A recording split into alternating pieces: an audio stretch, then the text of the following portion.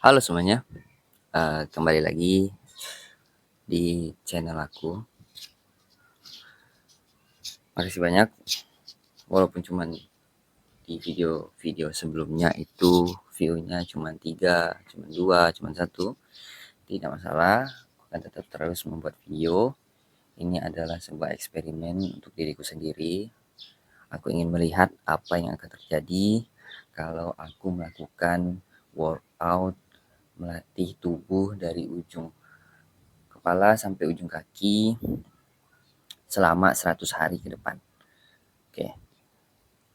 Dan ditambah aku juga membaca buku karena bukan cuma tenaga yang aku masukkan, tetapi juga ilmu aku masukkan ke dalam otakku. Jadi kembali riset selama 100 hari dan lihat apa yang berubah dari aku. So, hari ini hari kemerdekaan Indonesia. Selamat Dirgahayu Indonesiaku 1945. Pada tanggal 17 Agustus ini 2026 aku tetap olahraga. Gerakan untuk 17 Agustus ini ada yang spesial kawan-kawan. Yang spesialnya itu adalah aku akan melakukan 17 kali repetisi di setiap gerakan. Hari ini aku akan fokus ke dada, otot dada. Nah, gerakan apa saja yang melatih otot dada? Cukup 3 gerakan ini kita bisa melatih otot dada kita di rumah. Gerakan yang pertama yaitu dumbbell floor press. Makanya aku sediakan meja. Aku sediakan meja ini untuk nanti aku baring di sini, terus aku gitu. Sampai 17 kali.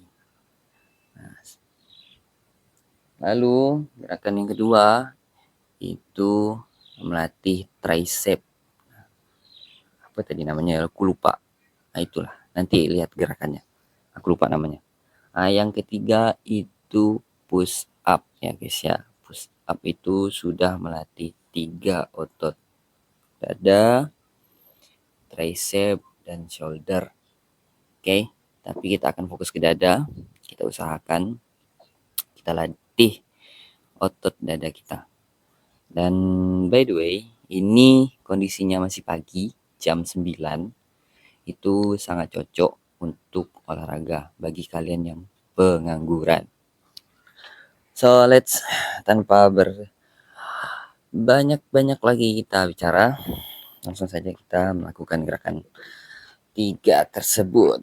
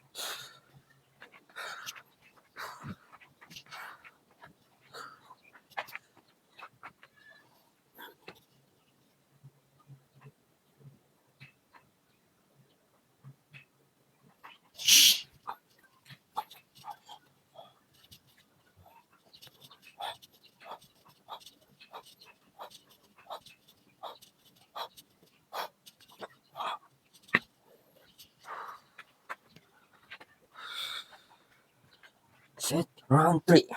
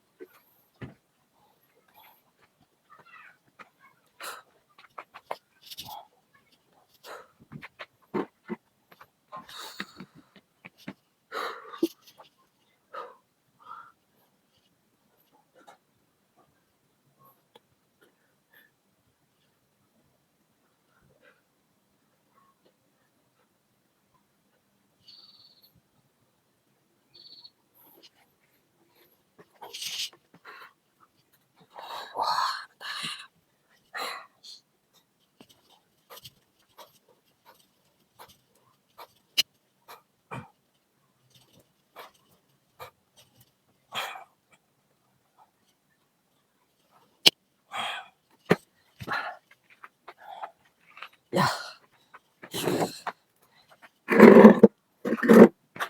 Iya.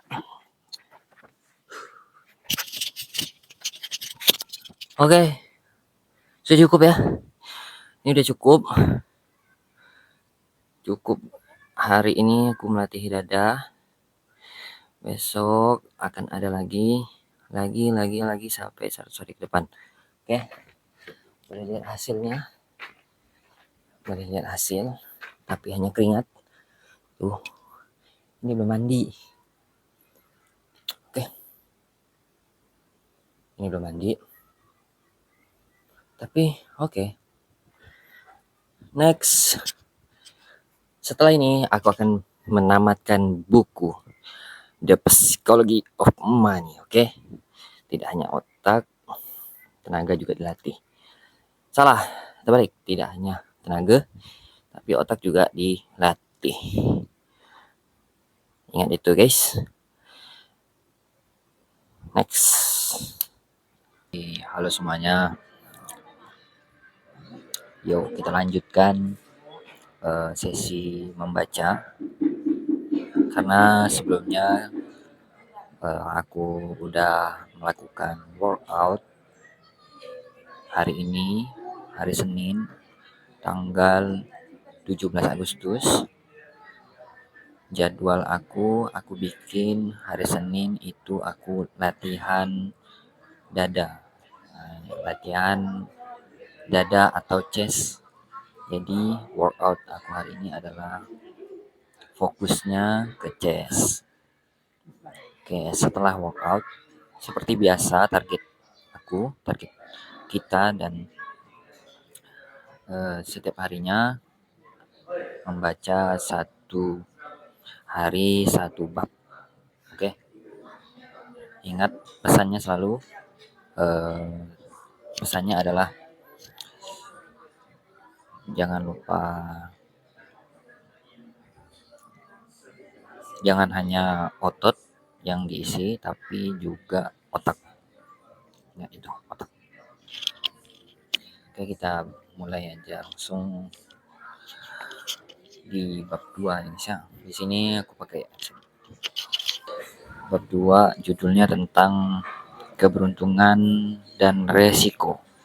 Tidak ada yang sebagus atau sejelek kelihatannya. Keberuntungan dan resiko adalah saudara. Keberuntungan dan resiko adalah saudara kandung. Keduanya adalah realitas bahwa semua hasil dalam hidup dipengaruhi kekuatan selain usaha pribadi. Profesor N.Y.U.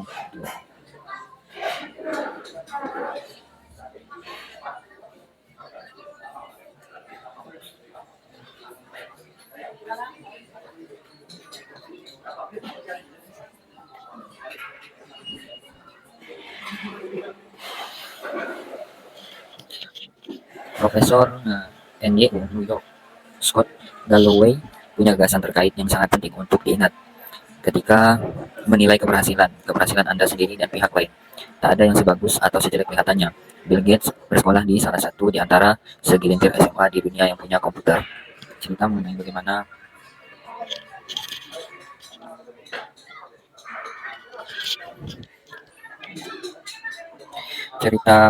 mengenai Lakeside School di luar Seattle. Mendapat komputer memang luar biasa. Bill Dougall ialah seorang pilot angkatan laut pada Perang Dunia Kedua yang kemudian menjadi guru matematika dan sains SMA. Dia percaya bahwa belajar dari buku tak cukup tanpa pengalaman dunia nyata. Dia juga menyadari bahwa kami akan perlu tahu sesuatu mengenai komputer ketika kuliah.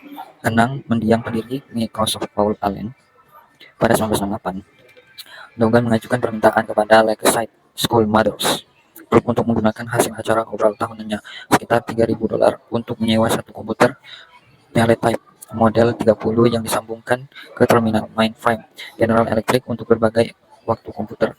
Gagasan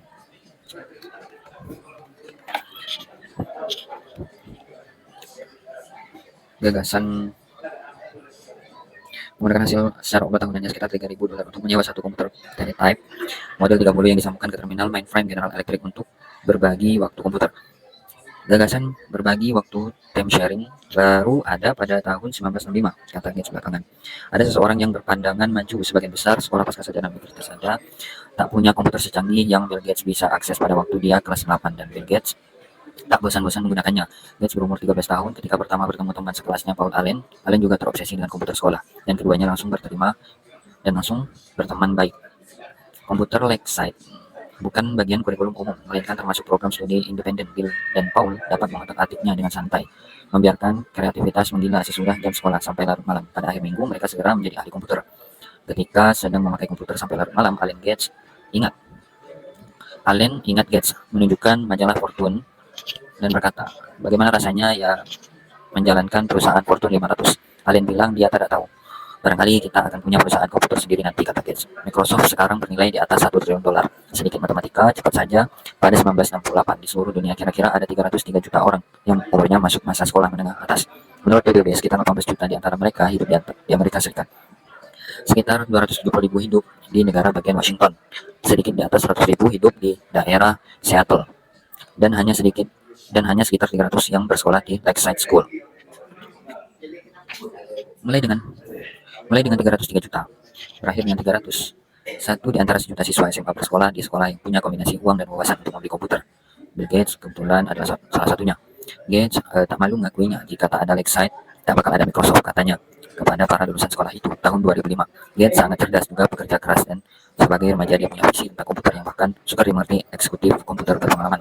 Dia juga punya keuntungan 1 banding sejuta karena bersekolah di Lakeside. Sekarang saya akan memberitahu Anda mengenai kawan Gates, Ken Evans. Dia mengalami dosis kuat saudara dekatnya keberuntungan. Risiko: Bill Gates dan Paul Allen menjadi nama-nama terkenal berkat keberhasilan Microsoft. Namun, di Lakeside ada anggota ketiga, geng anak SMA penyuka komputer. Ken Evans dan Bill Gates menjadi teman baik di kelas 8. Evans, anak terpintar sekelas menurut Gates. Keduanya sering sekali mengobrol di telepon kenang-kenangan. Gates di komputer Inset Bill's Brain. Saya masih ingat nomor telepon Ken, katanya 525-2851. Wow. Ada kalimat dampak tindakan kebetulan di luar kendali Anda bisa lebih besar daripada tindakan yang Anda sengaja lakukan. Evan sama ahlinya menggunakan komputer dengan Gates dan Allen. Lakeside pernah kesulitan menjadi jadwal kelas secara manual.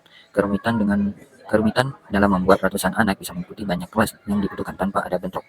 Sekolah menugasi Bill dan Ken yang masih anak-anak untuk membuat program komputer. Guna memecahkan masalah itu, programnya berfungsi dengan baik. Tak seperti Paul Allen, Ken punya otak bisnis dan ambisi tanpa batas seperti Bill. Ken selalu bawa tas besar seperti tas pengacara, tenang Gates. Kami dulu selalu merancang apa yang akan kami lakukan 5 atau 6 tahun ke depan. Apa kami akan jadi CEO, dampak seperti apa yang dapat kami buat.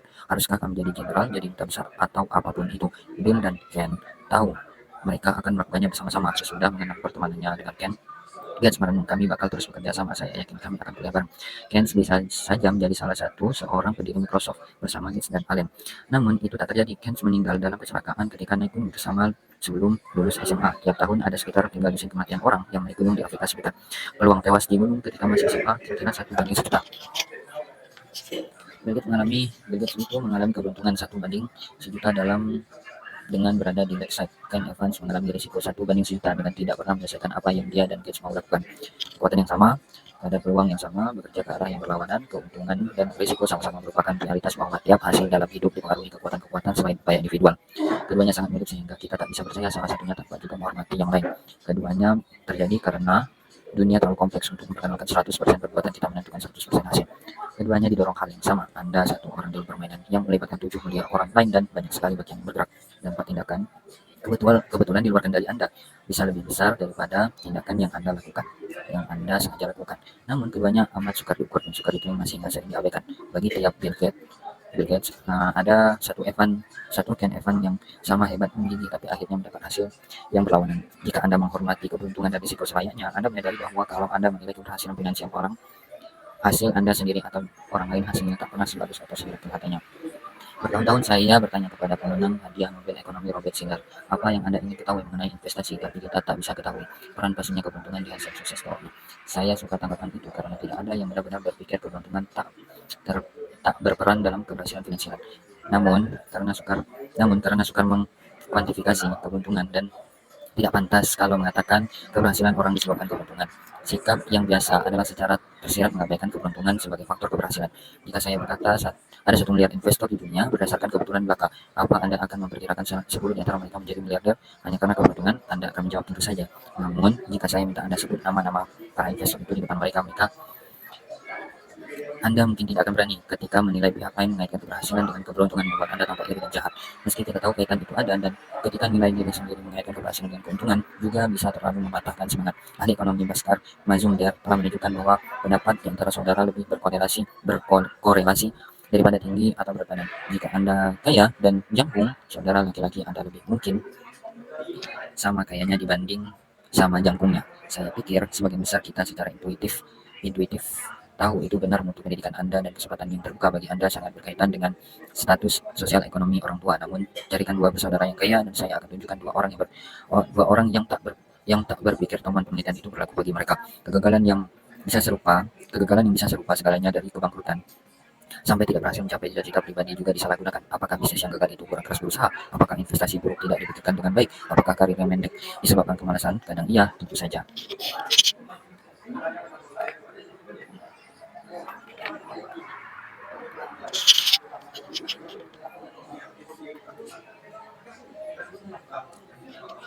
Namun, seberapa banyak sukar mengetahuinya, segala yang layak dikejar punya peluang berhasil di bawah 100%. Dan risiko adalah apa yang terjadi ketika mendapat hasil yang kurang dikehendaki. Sebagaimana dengan keberuntungan, kisahnya jadi terlalu sulit, terlalu berantakan, terlalu kompleks. Jika kita coba urai beberapa banyak suatu hasil disebabkan keputusan sadar atau risiko, anggap saya membeli saham, dan 5 tahun kemudian harganya tak naik-naik. Kemudian saya buat keputusan buruk dengan membelinya. Mungkin juga saya membuat keputusan bagus yang peluang untungnya 80%, dan saya kebetulan mendapatkan hasil rugi yang peluangnya 20%. Bagaimana saya tahu yang mana yang terjadi? Apa saya berbuat kesalahan atau saya menghadapi risiko? Bisa saja mengukur dengan statistik apakah beberapa keputusan itu bijak. Namun di dunia nyata sehari-hari kita tak melakukan itu. Terlalu sukar, kita lebih suka cerita sederhana yang gampang tapi sering menyesatkan. Sesudah menghabiskan bertahun-tahun di sekitar investor dan pemimpin bisnis, saya menyadari bahwa kegagalan orang lain biasanya dianggap disebabkan keputusan yang buruk, sementara kegagalan kita sendiri biasanya dianggap karena risiko buruk. Ketika menilai kegagalan Anda, saya cenderung lebih suka cerita jelas dan sederhana mengenai sebab dan akibat karena saya tak tahu apa yang berlangsung dalam kepala Anda. Anda mendapat hasil buruk, jadi itu mesti disebabkan keputusan buruk. Adalah cerita yang paling masuk akal bagi saya. Namun ketika menilai diri sendiri, saya bisa membuat cerita liar untuk membenarkan keputusan masa lalu dan mengaitkan hasil buruk dengan risiko. Sampul majalah Forbes tidak mengeluhkan investor malang yang membuat keputusan bagus tapi kebetulan mengalami kesialan berupa risiko buruk. Namun, sampul itu jelas mengeluhkan investor kaya yang membuat keputusan biasa-biasa saja atau bahkan serampangan tapi kebetulan beruntung. Keduanya melempar koin yang sama, kebetulan hasilnya beda. Bagian yang berbahayanya adalah bahwa kita semua mencoba belajar mengenai apa yang ampuh dan tidak ampuh untuk orang. Strategi investasi apa yang ampuh, apa yang tidak ampuh. Strategi bisnis apa yang ampuh, apa yang tidak ampuh. Bagaimana cara jadi kaya, bagaimana supaya tidak miskin. Kita cenderung mencari pelajaran dengan mengamati keberhasilan dan kegagalan, lalu berkata, lakukan apa yang dia lakukan, hindari apa yang dia lakukan. Jika punya tongkat sihir, kita akan menemukan seperti apa tepatnya proporsi hasil yang disebabkan tindakan yang bisa diulang. Dibanding peran risiko dan keuntungan, acak yang memengaruhi hasil itu ke segala arah. Namun kita tak punya tongkat sihir, kita punya otak yang lebih suka jawaban gampang tanpa memperhatikan nuansa. Jadi mengenali ciri-ciri yang harus kita tiru atau hindari bisa sangat sulit. Saya akan menceritakan sosok lain yang sangat sukses seperti Bill Gates. Tapi kesuksesannya sukar diketahui apakah berasal dari keberuntungan atau keahlian. Cornelius Vanderbilt baru menjalani sejumlah kesepakatan bisnis untuk memperbesar kerajaan keretanya. Seorang penasihat bisnisnya memberitahu Vanderbilt bahwa tiap transaksi yang dia setujui itu melanggar hukum. Demi Tuhan John, kata Vanderbilt, kamu tidak menganggap bisa mengelola rel kereta sesuai aturan negara bagian New York kan? Yang pernah saya pikirkan ketika membaca itu, sikapnya lah yang menyebabkan dia sangat berhasil. Hukum tidak mendukung rel kereta pada masa hidup Vanderbilt. Jadi dia bilang bodo amat dan terus maju. Vanderbilt luar biasa sukses. Jadi ada godaan memandang sikapnya yang tak peduli. Hukum terkenal dan vital bagi keberhasilannya. Sebagai kebijaksanaan sang visioner, nekat tidak bisa dihalangi apapun. Namun, seberapa berbahaya analisis itu, tak ada seorang pun orang waras yang bakal menyarankan kejahatan terang-terangan sebagai ciri kewirausahaan. Bisa dibayangkan cerita Vanderbilt berujung berbeda, pelanggar hukum yang perusahaan barunya ambruk karena vonis pengadilan. Kita punya masalah di sini. Kita bisa memuji Vanderbilt karena menantang hukum. Dengan sama bersemangatnya ketika mengkritik Enron karena melakukan hal yang sama. Barangkali Salah satu beruntung karena bisa menghindari jerat hukum, sementara yang satunya lagi sial. John D. Rockefeller sama saja, dia berkali-kali mengakali hukum. Seorang hakim pernah menyebut perusahaan Rockefeller tak lebih baik daripada marine biasa. Namun sering digambarkan ahli sejarah sebagai pembisnis cerdik, barangkali memang gitu. Namun kapan narasinya bergeser dari jangan biarkan hukum yang ketinggalan zaman menghalangi inovasi, ke dia berbuat kejahatan, atau seberapa sedikit pergeseran yang diperlukan supaya ceritanya berubah dari Rockefeller itu jenius.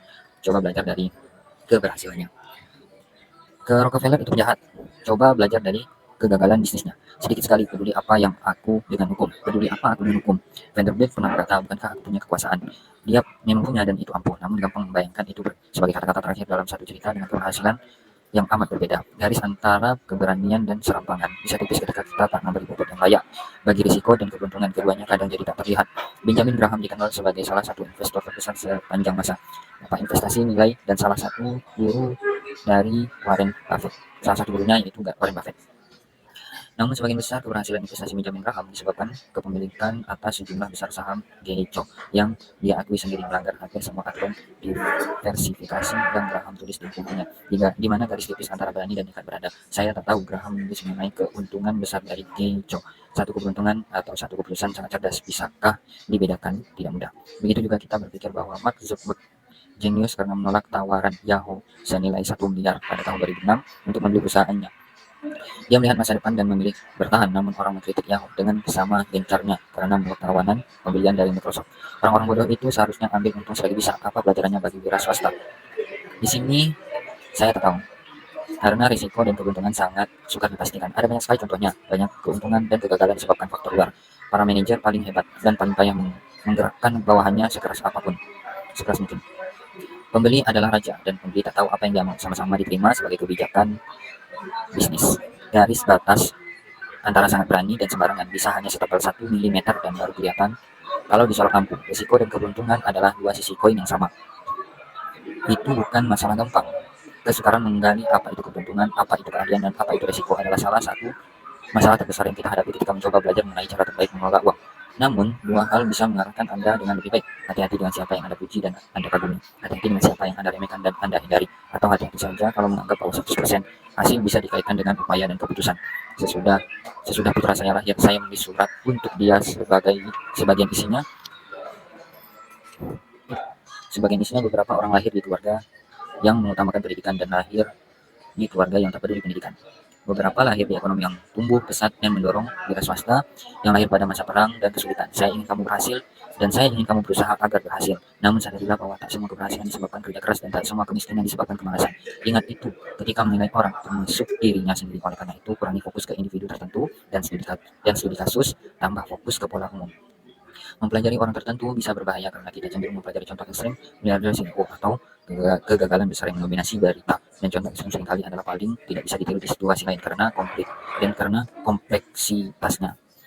Makin ekstrim suatu hasil, makin kecil kemungkinan kita bisa menerapkan pelajaran darinya di kehidupan sehari-hari, karena makin besar kemungkinan hasilnya dipengaruhi keberuntungan atau risiko ekstrim. Anda akan lebih dekat ke pelajaran yang bisa diterapkan dengan mencari pola umum keberhasilan dan kegagalan. Makin lazim polanya, makin bisa dipakai dalam hidup Anda. Mencoba meniru keberhasilan investasi Warren Buffett itu sukar karena hasil Warren Buffett itu sangat ekstrim sehingga peran keberuntungan dalam hidupnya mungkin besar. Dan keberuntungan mungkin sesuatu yang bisa ditiru, namun menyadari bahwa orang yang punya kendali atas waktunya sendiri, seperti akan kita lihat di bab 7, cenderung lebih bahagia dalam hidup adalah pengamatan yang cukup luas dan umum, sehingga Anda bisa melakukan sesuatu mengenainya. Ahli sejarah favorit saya, Frederick Lewis Allen, menghabiskan karirnya menggambarkan kehidupan rata-rata orang Amerika, bagaimana mereka hidup, bagaimana mereka berubah, apa pekerjaan mereka, apa makan malam mereka, dan lain-lain. Ada lebih banyak pelajaran relevan yang didapat dari jenis pengamatan luas itu daripada mempelajari hal-hal ekstrim yang cenderung mendominasi berita. Bill Gates pernah berkata, keberhasilan adalah guru yang payah, membuat orang pandai berpikir ia tak bisa kalah. Ketika keadaan sedang sangat bagus, sadari bahwa itu tak sebagus yang Anda pikirkan. Anda tidak terkalahkan, dan jika Anda mengakui bahwa keberuntungan memberikan keberhasilan kepada Anda, maka Anda harus percaya saudaranya keberuntungan, yaitu resiko, yang bisa memutarbalikkan cerita Anda dengan sama cepatnya. Namun, itu juga berlaku ke arah sebaliknya. Kegagalan bisa menjadi guru yang payah, karena membuat orang pandai berpikir keputusannya buruk. Padahal mereka sekedar sial trik menghadapi kegagalan adalah menata kehidupan finansial sebaiknya, sehingga satu investasi buruk di sini dan satu kegagalan mencapai tujuan finansial di sana tak membuat Anda habis dan Anda masih bisa terus bermain sampai beruntung. Namun yang lebih penting adalah bahwa sebagaimana kita mengakui peran keberuntungan dalam keberhasilan, kita menyadari peran risiko dengan memaafkan diri sendiri dan memberi ruang untuk pengertian ketika menilai kegagalan. Tak ada yang sebagus atau sejelek kelihatannya. Sekarang mari kita lihat cerita dua orang yang mengadu nasib. Oke, udah cukup. Ini udah masuk bab 3 ya. Ini buktinya. Itu bab 3, ini buktinya. Jadi next video kita lanjutkan workout. Setelah itu baca buku yang berjudul The Psychology of Money. Oke, makasih banyak guys. Mudah-mudahan bermanfaat. Jika kalian tonton ini sampai habis, kalian akan mengetahui isi dari buku ini karena cukup terkenal bukunya, jadi sangat direkomendasikan. Oke, sekian, terima kasih. Ini aku lagi di CW Cafe Shop. Ingat, sehari satu bab, baca dimanapun kapanpun, pokoknya satu hari itu harus baca satu bab. Oke, see you next time. Jangan lupa like, subscribe. Thank you.